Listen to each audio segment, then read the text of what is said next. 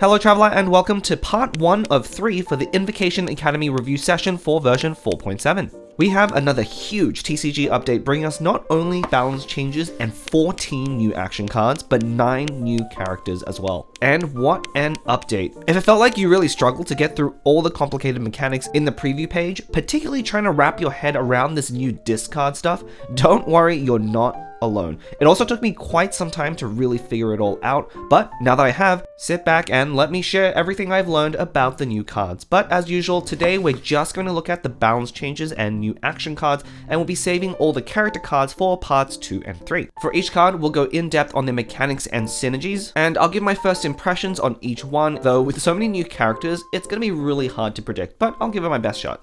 Alright, to ease us into it a little bit, let's start with the familiar cards first and go over the balance changes. This time around there are no nerfs, but we do have plenty of pretty good buffs to talk about. First, in every house a stove was buffed with an added effect. If you recall, this was previously nerfed to draw you one less card at each round in the game. But what this did mean is that if you ever played it in round 1, it actually just did nothing at all. Well, now that's going to change with a completely new round 1 effect. If you play it in the first round, as long as your deck contains at least 2 different talent cards, you'll randomly draw 1. If you play it on any other round, it has its usual card draw effect.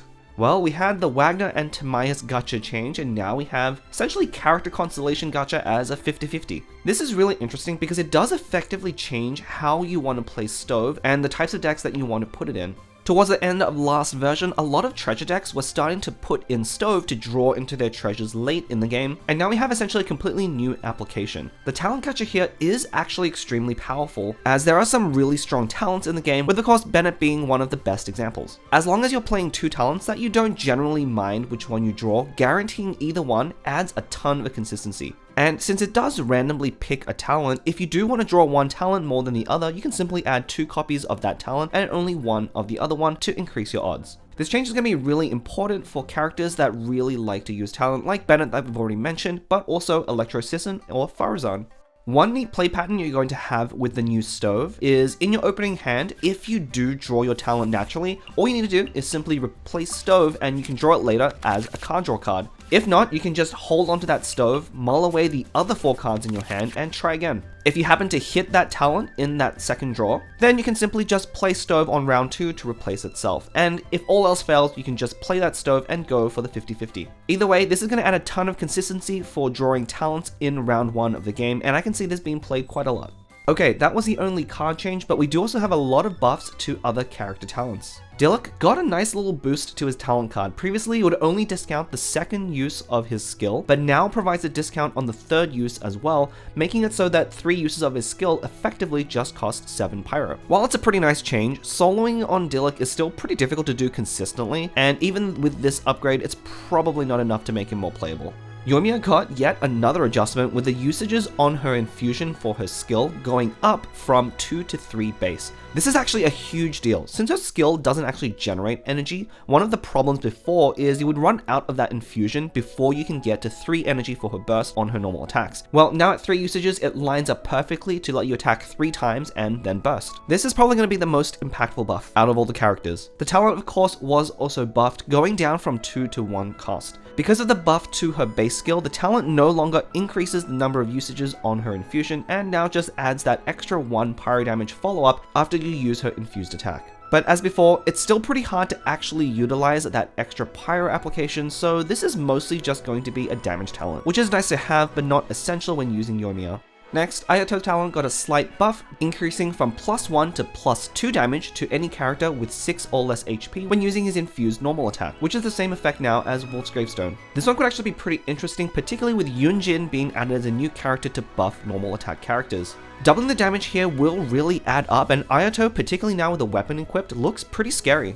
A weapon plus infused normal plus his talent on a character with 6 HP does add up to 6 damage, which is a pretty crucial breakpoint. If you've been wanting to give Ayato a try, this is definitely the patch to do it. And last but not least, we have Chi-Chi. First, her talent got a nice little buff going down from 5 to 4 cost, which means it's only 1 more than the base skill.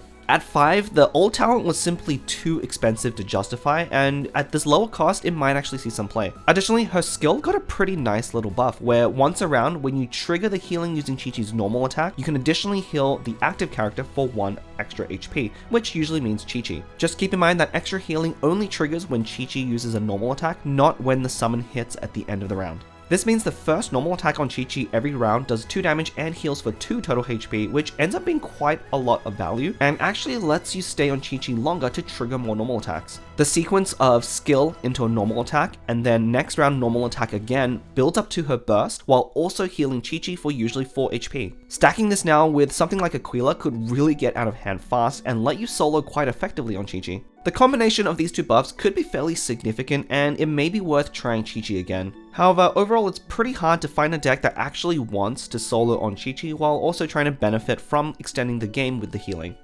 And that's it for the balance changes. Overall, it's really great to see some of the older characters get some long overdue improvements. Hopefully, we'll continue to see more adjustments to those older characters in future updates. Also, a fun bit of trivia, I believe Yoimiya is now the character that has received the most balance adjustments, up to 5 already. Alright, ready for the new cards? We've got some pretty wild ones, though we'll start with some pretty easy to understand artifacts that are the more expensive versions of ones we've got before.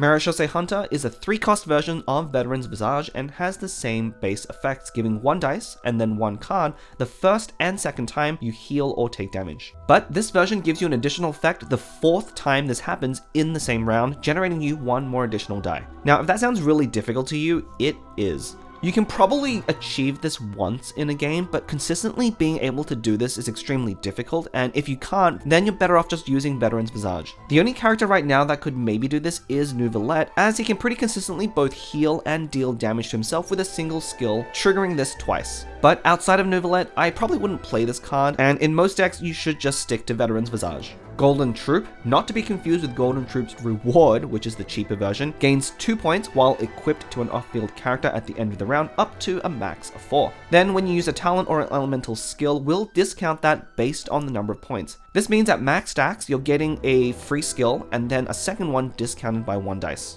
And if this sounds familiar, this is essentially just the doubled effect of the smaller artifact, which gained 1 point to a max of 2. However, with the 2 initial cost, this does mean that it's slightly worse than the small artifact in round 2, giving you a net benefit of 0 die at that point, and by round 3 producing an equal amount as the small artifact at 2 die. So by the numbers, it does kind of sound like the 0 cost version may be better.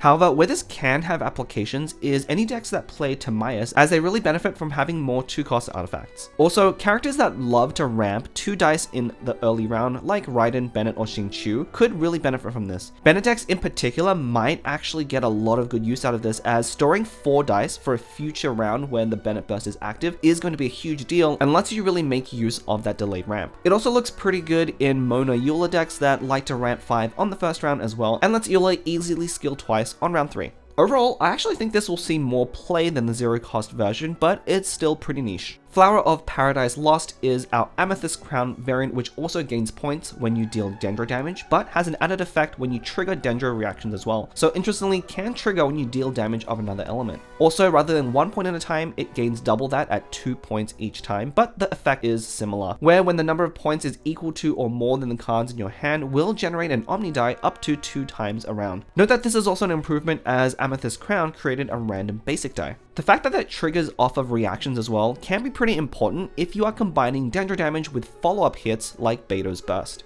In fact, if you manage the elements right, Al-Haytham with Beto Burst active will actually trigger this 3 times in the same round, giving you 6 points immediately, assuming the initial attack doesn't actually trigger a reaction. Kaveh also looks like he may be able to utilize these artifacts as well, as he deals a good amount of Dendro damage with his Burst Scan on cores. Creating Omni die instead of basic die is an important improvement as well, and I think if you want to play this type of effect, you would probably be better off trying to use Flower over Amethyst Crown. Even if it is more expensive, you get to that dice much quicker, which makes up for it, and it'll often be much easier to make use of the Omni die, especially on Kaveh. Still though, the card is narrow and not recommended overall.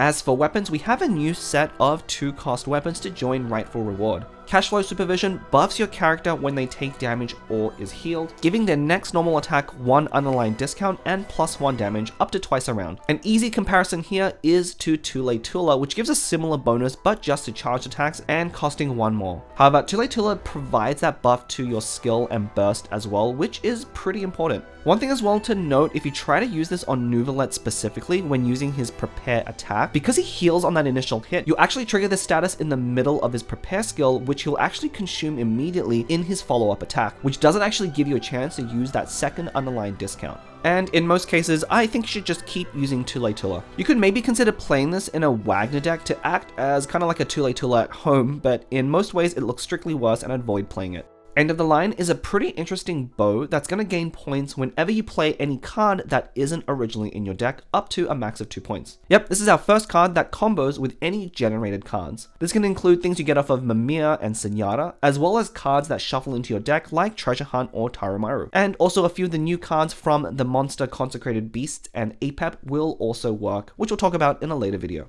Then when the character uses a skill, it consumes any points to deal +1 damage and draw 1 card for each point. One really weird thing to keep in mind, while you're drawing 1 card for each point consumed, the damage bonus is actually fixed at 1 for each time it triggers. This means that using 2 points up with a single skill is 2 cards drawn, but only +1 damage, not +2 like you might think. Although, one way you can get around this is by splitting up your points. So for example, if you build 1 point and then use a skill, you'll deal +1 damage, draw 1 card. Then if you play another card that adds another point and use a second skill, you'll be able to trigger that +1 damage a second time and draw 1 card for a total of 2 damage and 2 cards, which at that point is extremely powerful.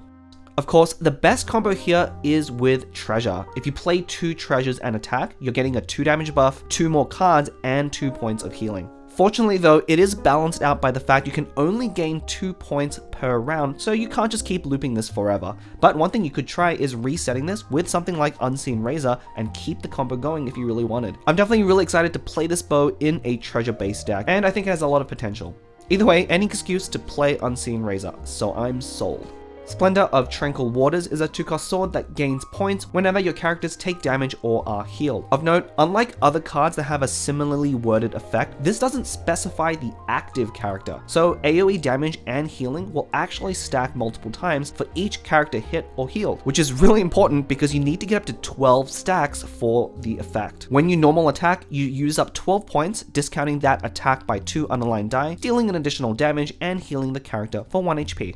Requiring 12 points pretty much means you have to play this in a double Hydro deck, as well as preferably with Barbara or Farina for AoE healing. Even then, it can take a while to get to your first discount, at which point you've broken even on dice, but only got a pretty minor effect with 1 damage, 1 healing. You really need to be able to get a second discount off of this card, but it can actually take quite a lot of time to build up another 12 stacks. Overall, I don't think this card is particularly good, and I'd avoid playing it to start with, but if you want to give it a try, definitely recommend putting it in Farina decks.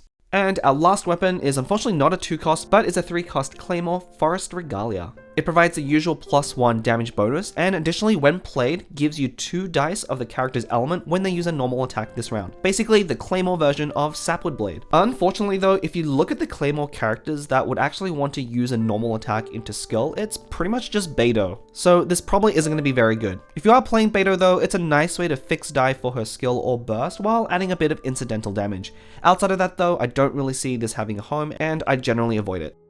Next up, a new arcane card, Vicious Ancient Battle. For once, it's quite simple. The opposing active character loses 1 energy. At 0 cost, this looks really good. Most arcanes like Covenant or Courtyard are based around 2 dice of value, but with a pretty severe play limitation. If you think about Vicious Ancient Battle like a reverse Star Signs, it is pretty similar, also providing 2 dice worth of value, but with a lot less limitation. I think this card actually looks pretty strong and is way more annoying than you might first think, and is probably going to be one of the better default arcanes for any deck. Pretty much every deck wants to burst at some point, and delaying that burst by an extra skill, sometimes maybe even an extra round, can be pretty huge. Of note, it's even more annoying for any characters that tend to want to charge round 1 into a round 2 burst like Bennett, Raiden, or Xingqiu. Playing it will slow them down by an entire action, which often is going to be enough to let you threaten them before they can actually get their burst off. Plus, being an arcane means you can guarantee this in any matchup where it's good. To me, this kind of feels on a similar level as Joyous in terms of being able to swing certain matchups really hugely in your favor. This definitely is going to see some play, and you're going to have to start playing around it for some of your decks. And along with Furina comes the long-awaited Fontaine Resonance, Water and Justice. First, it has a very unique effect to distribute the remaining HP of all your characters equally, so characters lower than average will get healed up while healthy characters go down. Then it heals your entire team for 1.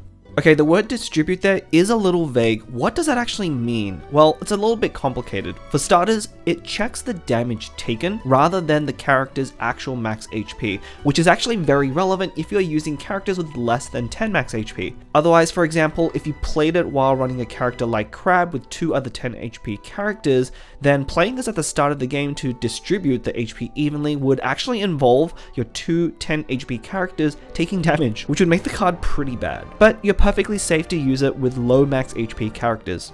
Next, if your HP can't be evenly divided across 3 characters, it will try to ensure that your active character has the most HP, then prioritizes the character to your right, and whatever's left over goes to the final character. For example, if you had a total of 23 HP to distribute across your characters, your active character will have 8, the next character 8 as well, and the last character only gets 7. And one final but actually very important note, when we distribute HP, the characters will actually heal or take damage to get themselves to the new total. This means that provided their HP changes at all, they receive 2 instances of taking damage or healing for cards that care about that, for example, Veteran's Visage and Fortress of Meropide. Both will get 2 separate triggers, one from the distributed health and then a second from the healing. Of course, if your character's HP doesn't actually change when you distribute, then it only gets the healing one. So how good is it? Well, at 2 cost, it is obviously less efficient than Hydro Resonance with 1 less overall healing, but the fact that the HP distribution causes triggers on some equipment is pretty relevant and makes this a little bit better than it looks. Stall decks are also very interested in being able to carefully adjust a character's breakpoint to get them out of range of certain skills, which could be getting a character like Nouvellette up to a high HP, or even getting someone like Barbara out of range to burst safely. It also allows decks with team healing like Barbara or Furina to get maximum value out of those heals consistently. Well, as expected of the nation of Hydro, I think only stall decks will be interested in this card, but it seems pretty powerful in those decks, particularly because they are also likely to be using cards like Veteran's Visage. Particularly powerful Fontaine combos that already exist that could make great use of this are decks like Nouvellette Charlotte Barbara or Nouvellette Furina Layla. I wouldn't recommend playing this outside of double Hydro though. The Mausoleum of King Deshret is a new location that looks really targeted at the card draw meta that we're in. After you play it and your opponent has drawn 4 cards total, Mausoleum is discarded and you add 2 Forbidden Knowledge on top of your opponent's deck. Additionally, for the rest of that same round, if your opponent draws any more cards, every card they draw is another Forbidden Knowledge that randomly gets shuffled into the deck as well. Okay, so what does Forbidden Knowledge actually do? Well, it itself is a card that costs 0, draws you a card, but does 1 piercing damage to the active character. Notably though, it cannot be used for tuning, so to get rid of it, your opponent must play it, and until they do, it takes up space in their hand and replaces a card they could have drawn. You're also limited to playing 1 around though, so if you have a lot in your hand, it will take you quite a few turns to get through them all. Okay, this is definitely one of my picks for an overrated card in the new update. Keep in mind, at 1 cost, most of the time it will just end up doing 2 total damage to your opponent, kind of like Heavy Strike or Cryo Resonance. But notably, your opponent gets to choose both where and when they put that 1 point of damage, and sometimes they can even use it to your advantage to trigger effects like Veteran's Visage. And you might be thinking, well, if they keep drawing cards, it's going to be even more Forbidden Knowledge. It's not just 2, right? Well, since your opponent first needs to draw 4 cards before this triggers, it's going to be pretty hard to have your opponent unintentionally draw into more cards to shuffle more Forbidden Knowledges. Most of the time, what's going to happen is they're just going to slow down their card draw a little bit to avoid adding more. Of course, delaying that card draw could be pretty worth it, but traditionally, cards that give your opponent a choice of when to play into them often perform a little worse than they look, and I think Mausoleum will fall into this category. That said, I do think it's a fine card and I definitely will be trying it out, but it's pretty likely to be overrated, so just keep that in mind. Alright, we have just 4 more cards left to go, but they've been left until the end because they involve a brand new mechanic, discard. One important thing to note, there's a few existing cards that already refer to the word discard, but they're going to mean something a little bit different than the discard we're talking about with these cards. With one exception in Cave, discard is going to refer to removing a random card from your hand of the highest cost. And most of the way you'll discard is tied to the characters, which we haven't talked about yet, but just as a note, we have Xinyan and Kabe, our 2 consecrated beasts, Scorpion and Serpent, as well as the other 2 monster cards, Narwhal and Apep. So until you understand those cards, a lot of the mechanics in these 4 cards may not make a lot of sense, and you may not want to play them unless you have one of those characters. Having already studied those character kits though, I will be evaluating these cards with the characters in mind, so if you're not familiar with it, you'll just have to take my word for it. First up is a new location, Central Laboratory Ruins. This builds points every time you not only discard, but also tune a card. Then, when it reaches 3, 6, and 9 points, will give you 1 Omni die and goes away after the 3rd use. So one thing you might immediately notice, this is really similar to Opera Epicles, but you have a lot more control over when it triggers, and depending on when you're discarding and tuning, you could even get 2 dice in a single round, which actually makes it pretty strong. It even spits out Omni die instead of the die of the same character, which can come up as well. The fact that it works off of tuning as well as discard is actually pretty significant, but just tuning cards is probably not going to be good enough as 9 is a lot to ask. So you really will be wanting to play this with other discard character synergies. But for any deck actually trying to build around this card, this looks really strong as both fixing and ramp, and I'd almost always want to include 2. Next, we have a new companion, Sir Arthur. Like Laboratory, this builds points as well every time you discard or tune, but only up to a max of 2. Then, at the end of the round, if you happen to have reached 2 points, you spend them to get a copy of the card on top of your opponent's deck. Keep in mind, because it copies, they'll still draw that card, which means you both actually get to know 1 card in each other's hand like this. Okay, this is a really weird effect, but because you can activate it with just 2 tuned cards, you can actually run this in any deck, not just one that has discard synergies. But how good actually is a card off of your opponent's deck? Well, on average, drawing a card from an opponent's deck is usually worse than drawing a card from your own, but a card off your opponent's deck is usually better than a completely random card, as your opponents could be running something really good like Woven or Quick Swaps. So the best way to compare this is to Mimir. Both of them cost 0 and will start generating cards. The difference is Sir Arthur does require you to wait until the end of your round to get the card, which is significant, but on average is going to give you a better card than Mimir a lot of the time. Overall, while I think this card is hilarious and worth playing just for those high roll fun moments when you take something ridiculous off the top of your opponent's deck, it's probably not very good, and you're probably better off playing Mimir if you want this kind of effect. Next, probably the hardest new card to evaluate, Kusava. This is a new item that at the start of your turn is going to discard 2 of your cards with the highest cost from your hand. Each card you discard puts 1 memory point on Kusava up to a max of 2. One thing to note, if Kusava already has some points built up at the start of your round, you'll only discard cards to get you up to those 2 points. So if it already has 2 points, you won't discard anything. And like other discard mechanics, if there are 2 cards tied for the highest cost, it will choose 1 at random. It then has this weird condition that provided you haven't played any action cards this round, then you can start using those points to discount a skill by 1. Okay, discarding 2 cards from your hand sounds really bad. Why would you want to do this? Well, one way to actually think about it is, in fact, it's turning your cards into somewhat conditional wovens, right? Each card you discard is 1 die discount, which actually is pretty strong. There's 2 main problems though. First, it's always on a delay. You have to play it and wait until the beginning of your next turn before you can use the effect. Second, it has that weird condition where you can't have played an action card in order to use those discounts, which can make it really awkward in specific situations, maybe preventing you from using an effect like Lotus. Finally, being an item, it does sit in your support zone, which given how tight space is in that zone these days, is actually a downside. But one comparison I do want to make is to Boar Princess. The 2 cards are actually very similar. Boar Princess costs 0 and lets you basically throw away artifact cards for dice. And Kusava is kind of the same, it's also 0 cost and lets you throw away cards in your hand for dice. Now, I just want to make this comparison to get you to understand Kusava a little bit better. Boar Princess is by and far way better than Kusava because of the 3 downsides I just mentioned. So when do you actually want to play Kusava? Well, this one specifically I think you really need to combine with other character discard synergy, specifically with Narwhal and Apep. Both of those character cards gives you a reason and a benefit to just discarding, and so stacking that on top of this Boar Princess-like effect could actually be pretty good, but ultimately I wouldn't run it outside of those 2 character decks. I'll definitely be coming back to mentioning this card when I talk about those 2 characters, so if you're interested, make sure to check out those review sessions. Of course, I've kind of saved the best combo for last. Here comes Linny without finale, Countdown to the Show 3. Initially, it costs 3 aligned and has the effect of converting all your dice to Omni and drawing 4 cards. Now, first of all, playing this card by itself is absolutely not worth the cost. But we're not done yet. You'll almost never want to play this for 3. Instead, whenever you discard this card from your hand or deck, you'll create a new copy of this card that costs 1 less and put it on top of your deck. So the first time this happens, you get to place a new 2-cost version on top of your deck. Then if you discard that one, it becomes 1 cost, and a third time becoming 0 cost. Okay, before you go thinking this is broken, what are they thinking? They're adding a 0-cost super tuning draw 4 into the game? I'll have to stop you right there. It might not be as good as you think. Remember, every time you discard it from the hand to the top of your deck means you're going down 1 card. So even if it eventually draws you 4 cards, every time you discard it, it will net you 1 less card than written, which means at 2 cost, it's only a draw 3 essentially.